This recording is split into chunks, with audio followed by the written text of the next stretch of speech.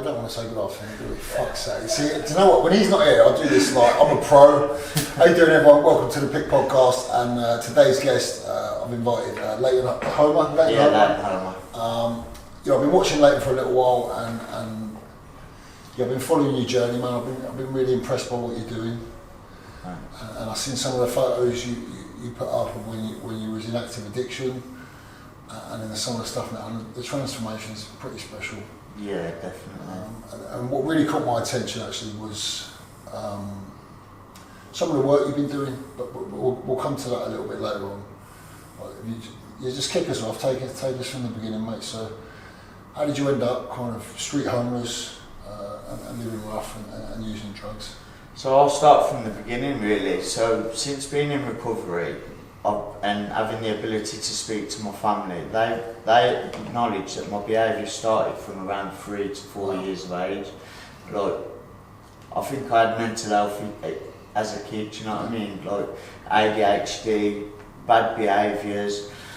And it all started, I think, around when my sister was born, because I was an only child up until about 3 years of age. And my mum and dad split up when I was months old, and I didn't really know any different. But obviously, my sister's dad was in the family, and I felt like the love and the attention from me had been passed on to her. Yeah. So I felt different from a young age. I felt separated, and going to school, like I was always acting out in behaviours, playing up, being naughty, you know, put in isolation, detention all the while, and that progressed all the way through my school years. You know, when I got into high school, it got worse from then, because I started hanging around with the older kids, bunking off school, and then I started smoking cannabis. And I didn't really like cannabis, to be honest, but I did it to fit in and feel a part of something, because I didn't have that attention at home, you know. And the only way to get attention, I felt, from my family was by being naughty, you know. And it's the wrong kind of attention, but I get the mindset. We don't really care where it comes from, as long as we're getting attention. You know, attention. I think at that age, we don't understand the difference between positive attention and negative attention. We just see attention. Well, it's a form of fixing your feelings, isn't it? Do you know what I mean? As I say in NA, like we do everything we can to fix our feelings, and that was before the drugs come in play. That was my behaviours kicking in to get attention, to fix the way that I felt. And as I went into high school, like I said, I hung around with the older kids and started smoking weed, drinking on weekends, and you know, it started being, that's where I found class A's as well. I started off with partying and all them kind of drugs, you know, and I loved it. I really enjoyed my time as a kid, but it wasn't the right path to go down, because I was always getting suspended from school. I wasn't learning. I ended up in prison before I even left high school. I ended up in the young offenders for attempted robbery. What age? I was 16. Wow. No, well, I was 15, going into 16 years of age. I ended up in the juveniles. What was that like, that experience? Oh, it was ruthless, man. Like, as soon as you come out for dinner time, the bell would be going off, there'd be a fight. I got in numerous fights myself.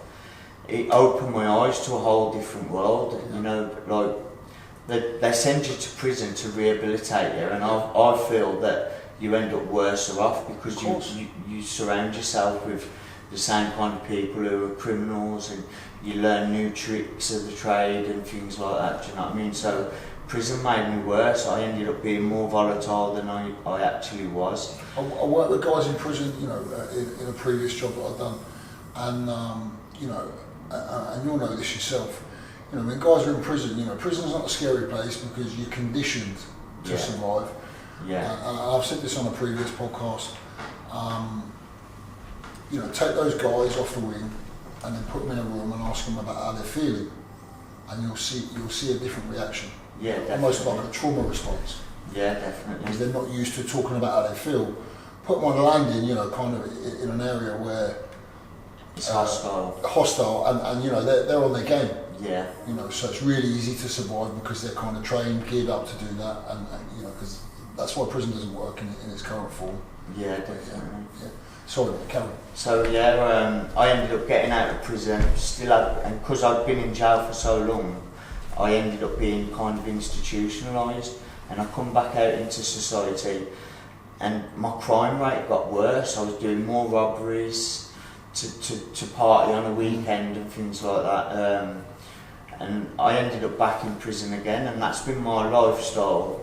But just before I went into prison the second time, I met a girl, and I was with her. She was with me throughout my prison sentence. I got out, and I tried to settle down with her. Like, I was about 18 at this point, and yeah, we ended up having a child. I got married, but it was a toxic relationship. There was cheating, domestic violence on both parts, and like, it was a really rocky relationship. And I used to sell weed as well. I was probably the most unsuccessful drug dealer you'll ever meet. You know, I used to owe myself money, you know, because I used to smoke a load of it. But I ended up in a hostel because the relationship broke down.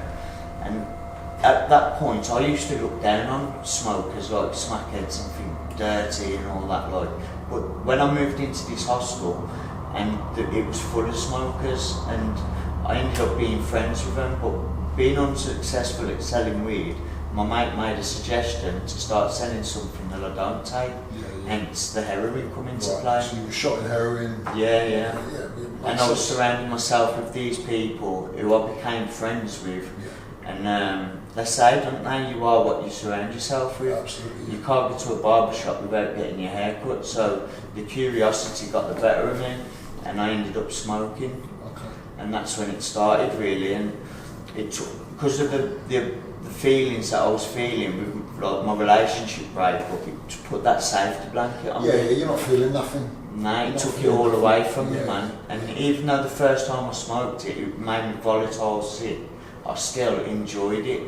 And it went on from there, really. And then, like, the gear went shit, and a mate suggested, why don't you try a bang, like it, and it did, man. The first time I injected, it was like the first time I ever smoked it, so that was it. Then I started injecting, and, you know, just deteriorating. Like, I literally started. How old were you at this point? I was about 21, 22. Yeah. So I smoked for a long period of time, and then when the gear went shit, I started injecting. But I got kicked out of that hostel and ended up moving into Birmingham, and the hostel that I was in was really just dirty, man, really bad. So just let me stop you there. So smoking heroin or cracking heroin? I was doing both, yeah. Okay, them snowballs, man, different game. Yeah, it's man. like a different drug altogether. I'm telling you, like, it literally takes over your soul. Yeah. You know, your mind's conditioned for one thing: where am I going to get my money from? Where am I going to get my use up? And then I ended up, like, being in town centre, and I started talking to some homeless people, and I ended up being friends with them, like. And I was going back to the hostel, and then in the daytime I'd go and chill with my homeless friends. Right, got ya. And then before I knew it, I found myself street homeless myself. Right. Was you still serving up at this point? No, I ended up smoking. Everything went out. Saying, It all went out. My business just. It don't last long when you get into crack, man. It don't last long. No, definitely. So you're street homeless at 21. Yeah. Yeah, that's like proper on your arse, man. You know, yeah, definitely. Where do you go from there? What's that first night like? You know, when you stay. I want to talk about that a little bit. You know, because I know, you know, when I was using, and I wouldn't say a lot, you know, I always had options, but there were nights when I didn't have anywhere to go, and I would sit there and think, is this what it's fucking come to, man? It's scary. Look, your first night on the streets, I can remember it. All you can see is pitch black. All you can hear is the noise of the cars, the people. Now, we were sleeping in Digbeth under some archways, and it was dirty. There was needles everywhere. It was just a scary place to be, especially for a 21-year-old boy, do you know what I mean? It's horrible, and the people that you hang around with, it's just all chaotic. Like, yeah, it's madness, isn't it? I see it now, you know, and I work with addicts, and, you know, and I've still got people that I know that are using, and when I see it, you know, my life is so, like, slow paced compared to how it used to be. Definitely. It's like, fuck that. like, you know, there's no other word, you know, other than just nah. Yeah. You know, even when I see people out on the piss, I'm like, No, I was just, I don't want. It's not appealing. It's just not appealing. That's the word I was looking for. It's not appealing. Okay, so you're 21, street homeless. What about relationships? Because you've got a little boy as well. So where's he in all this? Well, no, it's my little girl. Sorry. Sorry, little girl. Yeah, she was because of the relationship and how volatile it was, and that like the social services were involved. Of course. And they went to take my kids. Well, I say my kids. My daughter and her son. I took him on as my own, and my dad ended up having him in his. Wow. He stopped him getting fostered, so I always thank my dad for that. Yeah. And like I ain't seen my daughter now for 16 years. I've picked the drugs over her, and I've just got to wait and be patient till she's ready. So when she was a baby, and look, and try and be as honest as you can, because I know what I was like, using around her. Yeah. Yeah, man, my kids were in the toilet with me when I was shooting up. Yeah. I don't hide from that stuff. No. Because it's. I used to have contact at the contact centre with the social services, and I turned off my nut and that, and in my eyes, I thought I was doing the right thing. I stopped going to contact because I thought it wasn't fair, like going up there intoxicated, but really I didn't want to go there. I was just going to say that. What's the real reason? It's like, Yeah. you know what, the drugs are first. I tried to justify it by saying, no, yeah. I'm thinking of her, but really it was me and my selfish act. Yeah, we're just full of shit, man. Yeah. When we use it, we're just so full of shit. Definitely. And everything is about the drugs, and I was saying to the guys in the studio, I took my kids to crack houses. Yeah. If it got in the way of my using, man, then it was a problem. Exactly. That's the power of addiction. Yeah. You'd walk over your own kids to get the user. Yeah. And like I said, my dad, I can't thank him enough for what he's done. He's always made sure that my daughter knows who her dad is and things like that. Do you know what I mean? And I've just got to wait until she's ready. She's 16 now, but I did try. I've had contact with my baby mum's partner, and the responses that I've got have just been negative. It's understandable though, isn't it? Of course. We do, and again, especially around the domestic violence stuff, we do some damage. Yeah, definitely. And we get clean, and we're like, we think that we write fucking step 8 and 9 and think that everything should be good, and if we're really kind of, step 8 and 9 is a step for amends, for those that don't know, and we think, because we truly are sorry. Yeah. I believe that, and then, you do the same fellowship as me, so we have the higher power stuff, and then I think we get some acceptance and realise that actually it's not about our time, it's when they're ready. Yeah, God's time, not our time. Absolutely, mate, absolutely. I want to touch on my family as well. Go for it.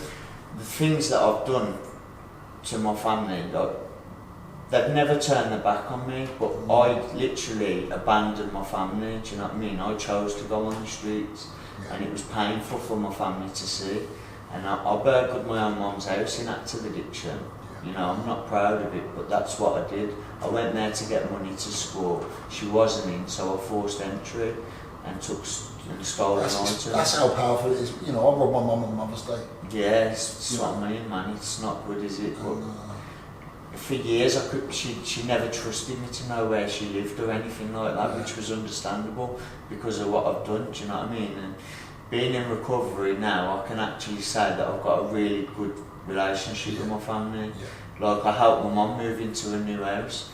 So I've gone from not knowing where she lives to helping her to actually move into a new house.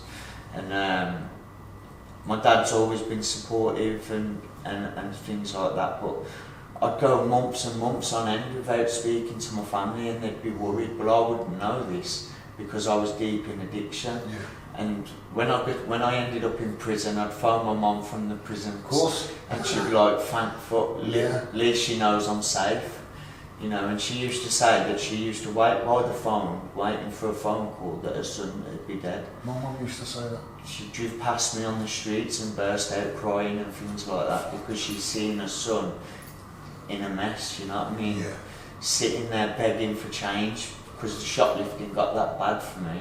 I couldn't walk in a shop without being known, so I ended up having to beg on the streets and things like that, and it's I'm painful. like back there now, you know, I'm thinking about my using now, I'm back there. Yeah, just that whole, you end up doing like a kamikaze, you know, just running in the shop, grabbing what you can and getting out quick. Been there. You know, and hoping you can sell it, score before the police get you. Yeah, definitely. That's literally how it goes in the end, you know what I mean? I've had shopkeepers grabbing baskets, fighting me to get it back, and I'm like snatching it off and nearly breaking the fingers because I want that stuff. I need it. Yeah, absolutely. Okay, so you, how old are you at this point? Kind of, you know, let's fast forward a little bit. Late 20s, coming up to my 30s. I'm 36 now, so yeah, I would have been about coming up to my 30s, I'd presume, yeah. So how did you, because I know you went to rehab and we spoke about that before the podcast, just explain how that change came about, because it was kind of, you know, right place, right time, as you said. Yeah, man, I was literally at the right place, right time. So I'd had money, I got money to score. My mate, who had a flat in Stourbridge, which is the Black Country, I went back to his flat for a use up, and his worker was coming round. He was telling us that he was going into rehab and that, and we was like, nah, you ain't going into rehab. But he actually did. And his worker was at the flat, and he was in the bedroom smoking crack, and I was talking to his worker, and she was like, she weren't even my worker, she was my mate's worker, and she turned around and she goes, wouldn't you like an opportunity to get off the streets? Because she knew me for a long time, and she knew where I was living. At this point I was living in a derelict pub, like, which had been set on fire, tatted out, flooded out. It was just ashes and dirt everywhere, and she was literally saying to me, wouldn't you like an opportunity? She said, I can help you. And in the back of my mind something was screaming out saying, yes, you need it. But I still weren't ready, but I was just people pleasing, saying, yeah, okay, this and this. And she'd done the referral for me, and I had a bed waiting for me, and my addiction, I wasn't ready to give up the using just as yet. And it's mad because when you spoke about higher power moment, so I had a bed, and I'd let her down a couple of times by this point. Well, not going to rehab? Yeah. So I let her down, but this time, I had a bed the next morning, and in my head I was saying, no, I'm not going to go again. You know, I was going to go and sleep somewhere else so she couldn't find me and things like that. This woman really cared about me. She used to come out of her way and drop sandwiches off to the pub with a flask of tea, and she'd come and check on me on a daily basis because she was so worried that I was going to end up dead in that pub. You know, and the day that I was going to go into rehab, the night before, I was toying with the idea, shall I go, shall I go? And I ended up going to do a shoplift. And as I'm walking through a field, which I'd done this route on a daily basis, I see my daughter with a mate. Wow. And she was on the field playing with a mate. And like me, having two big bags of meat, I thought, I can't go and approach her because look at the state of me. I had a big beard. I've seen the photo, man, you look fucked. Ripped off, mate. You know, imagine I thought to her. Like a different guy, you know, different guy to what you are now. You wouldn't even recognise you, but carry on, mate. Yeah, man. So I'm walking through the park, seeing my daughter, and something inside me just got a hold of me. My heart was tingling, and I thought, this is my chance, man. So the next morning, I waited for her to come, and obviously I saved a little bits, which is impossible for us addicts. Yeah. But I managed to save a little bit to sort myself out in the morning. She came. She seen that because I was alcohol dependent as well by this point. And she brought me a few cans, and she took me to Warsaw, man. Took me to the rehab. And I was scared, I'm not going to lie to you. I was absolutely bricking myself. And because of my drug use, I've got an ulcerated leg as well, which is horrendous, man. From shooting up in your goal, yeah. Like, I was literally getting ate alive by the bugs and things like that, and just not washing and that. And I was a state, and I went into that rehab full of fear, but it was the best decision I ever made. I was meant to go in there for a 2-week detox because I was going into Lindale after that, which is a dry house. So you did a 2-week detox in the rehab, and then you were going to Lindale Recovery Home, so based here in Birmingham. I know Lindale, you know, did some volunteering there for they're a good organisation, really good, man, to save my life. And I went into that rehab, as I say, and I was only meant to be there for 2 weeks, but because of the state that I was actually in, I ended up staying there for 5 weeks. Okay. They kept me there for an extra 3 weeks, no funding, because of the way I was, the state I was in. But they introduced me to Narcotics Anonymous. They took me to my first meeting, and I don't know if you probably have. There's a reading in the book that's When God Walks In, which basically, I went to my first meeting, I sat down and I heard the main share, and every hair on my body stood up. I forgot about that reading. I forgot about it. I know the reading you're talking about. Yeah. I forgot about it. Yeah.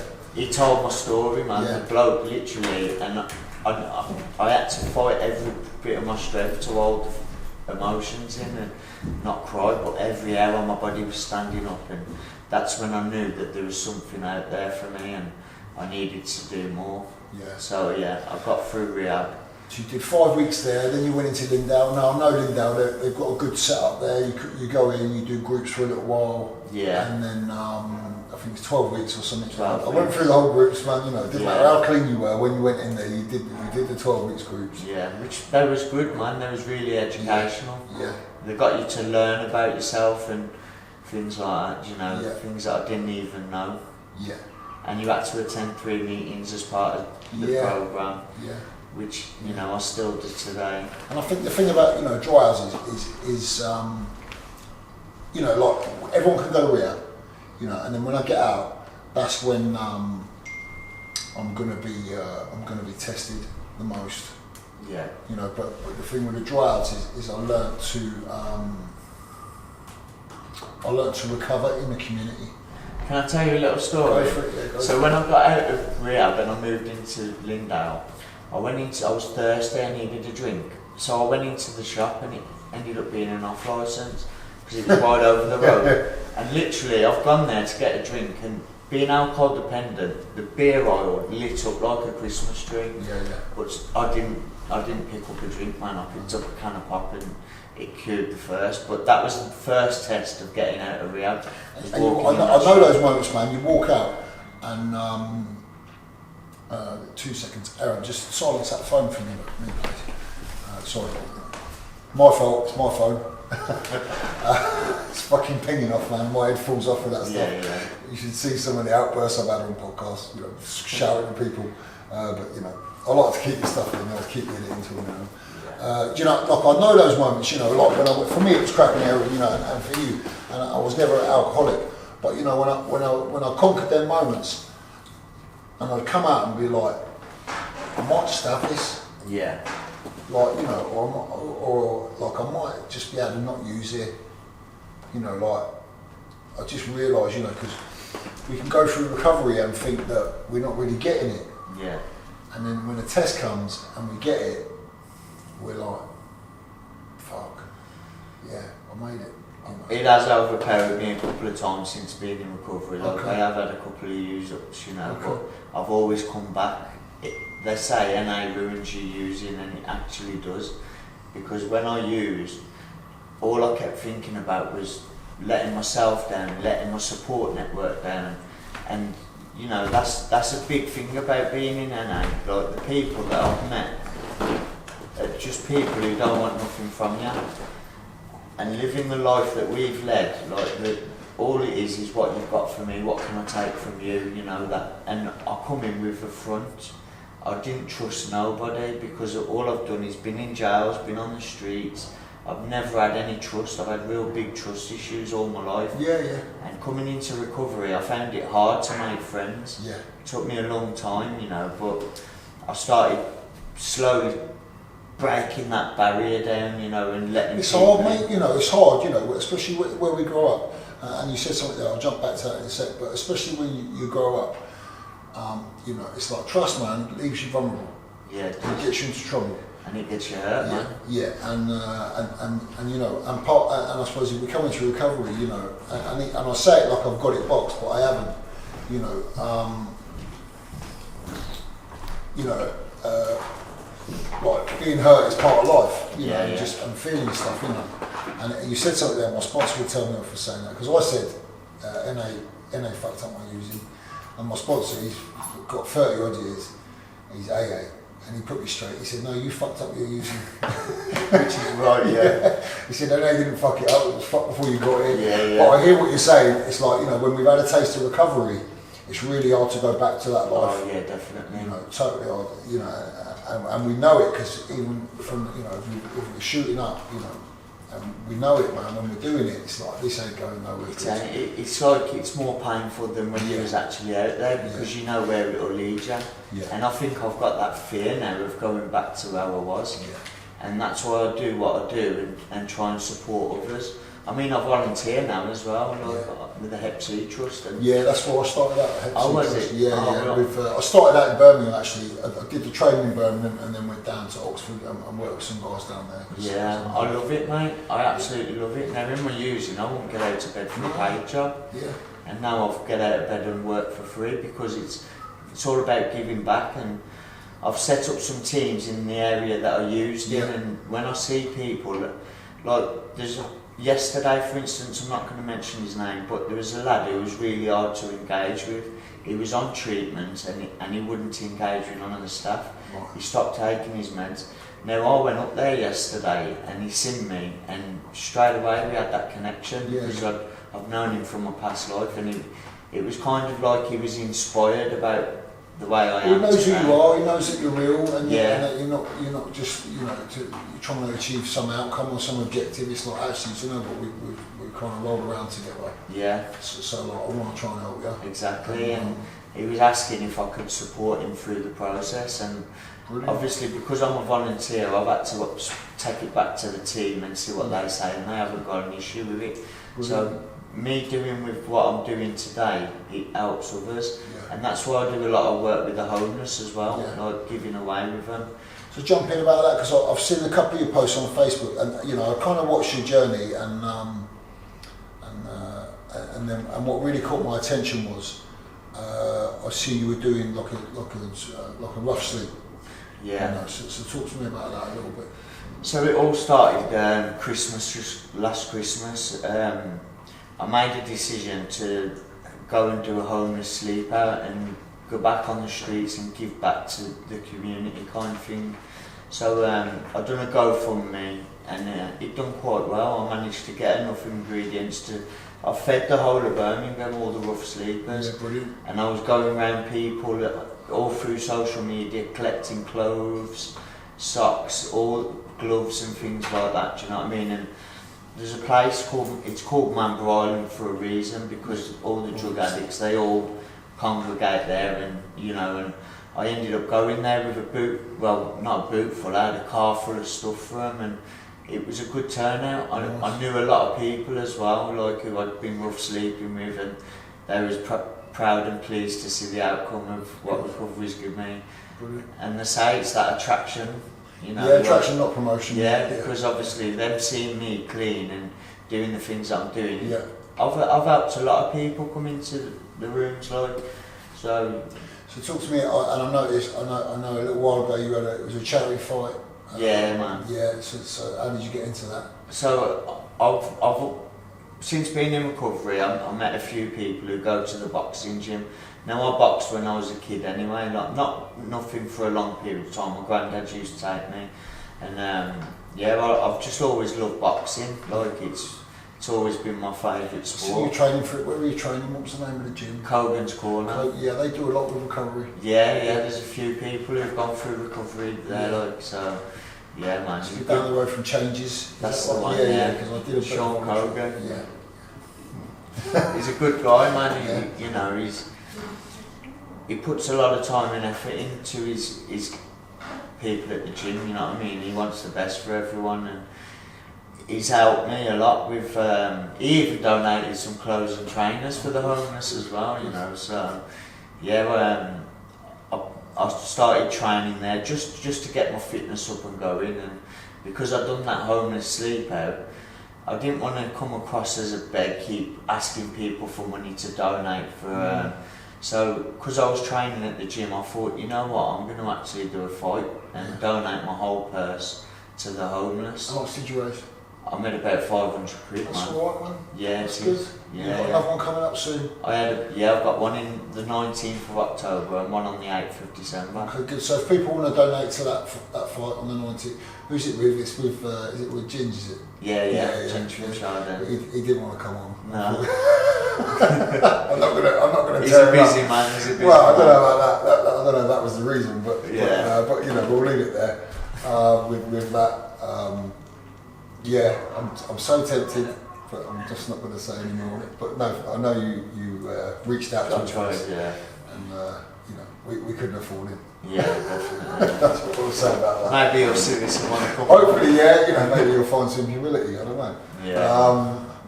But yeah, so you've got to fight. So how can people donate to that? Donate to you personally? So they can get in touch with me through social media, on my Facebook. That's the main, you know. I might do another GoFundMe, I'm not too sure yet, I haven't made the decision. But if they want to come and watch me fight, watch someone get punched up, man, have a good night. Yeah. They can come and buy a ticket.